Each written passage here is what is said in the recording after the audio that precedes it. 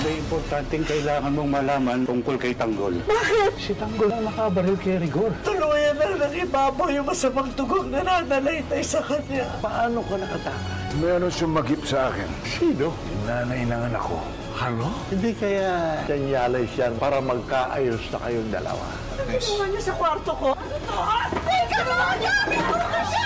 Rico, yung mga pinaghirapan ko sinisira ng babae niya! Bumalik ka na doon sa dating kwarto. I love it! I love it! Rico! Bumalik ka na doon sa dating mong kwarto kung ayaw mo ikaw mawala ng kwarto dito sa pamamahay ko. Ano nangyari? Tinambangan kami ng mga pulis. Masetap tayo. Kalan labay, isaan na tayo. Salamat, Tanggol. Ligtas mo po. Nasaan ang Star of Venus? Pinitas lang ako ni Tanggol at pinulot niya ang mga brilyante. Nasaan ang Star of Venus? Doon Facundo, hindi ko po alam. Huwag mo kami lulukohin, ha? Hindi ako magdadalawang isip na patayin ka sa harap ni Seyan Facundo! FPJ's Batang Quiapo.